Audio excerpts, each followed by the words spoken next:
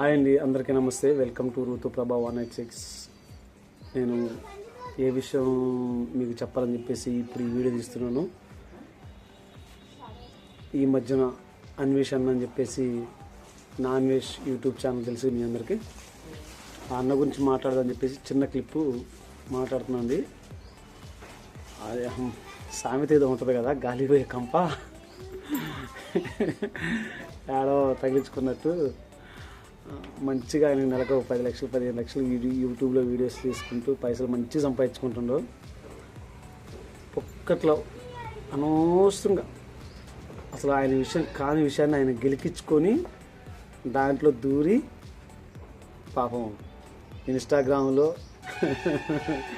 తర్వాత వచ్చేసి యూట్యూబ్లో ఘోరంగా చాలా దెబ్బతిండో అన్వేషణ నాన్ వెజ్ యూట్యూబ్ ఛానల్ అన్న. అసలు బేకారి వారం దగ్గర 45 లక్షల మంది సబ్స్క్రైబర్లు తగ్గారు. యూట్యూబ్లో అయితే మిలియన్స్లో 1.8 మిలియన్స్ నుంచి 1.3 మిలియన్స్కి వచ్చింది అతని కౌంటింగ్.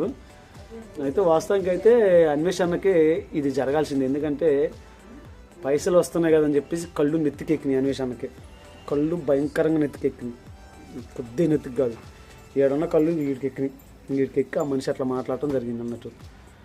శివాజీ గారు మంచి మాటలో మంచిగా బతకండ్రా, మంచి బట్టలు వేసుకొని మంచిగా సమాజానికి ఉపయోగపడే వ్యవహారాలు ఏమిటి చేయండి అని శివాజీ గారు చెప్తే శివాజీ గారిని లంజ కొడక, లంబడి కొడక, లంజ కొడక అని శివాజీ అన్న తిట్టింది. అసలు శివాజీ అన్న స్థాయి ఆడా ఈ అన్వేష్ స్థాయి ఆడో నాకు అర్థం కావట్లేదు. ప్రపంచ దేశాలు తిరిగితే మట్టుకి ఇక్కడ ఉరిగేదేంది?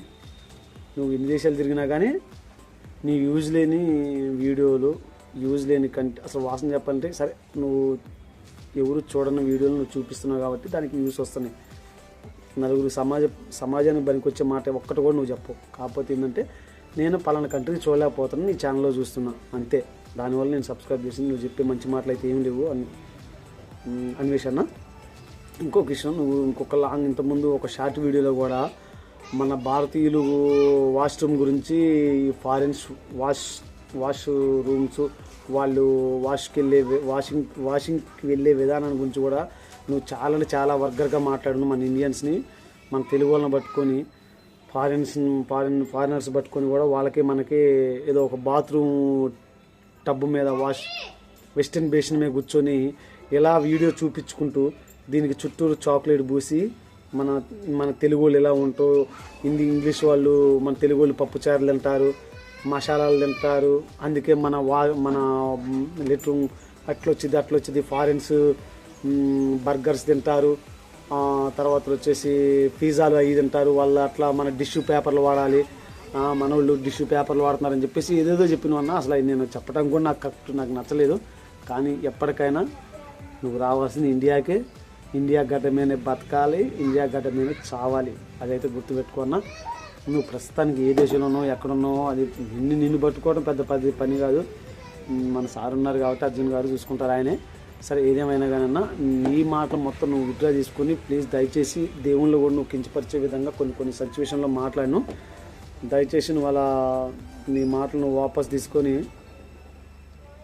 వాళ్ళందరికీ క్షమాపణ చెప్పి ఉంటే చాలా బాగుంటుందన్న. నీ వీడియోస్ నువ్వు చేసుకోవచ్చు. లేదు కాదు నేను ఖచ్చితంగా నీ చాలా వీడియోస్ మొత్తం లీక్ అవుతున్నాయి, లేదు నేను కాదు ఖచ్చితంగా ఎట్నే ఉంటా, నన్ను ఎవడు ఏం చేయాలనుకుంటానా,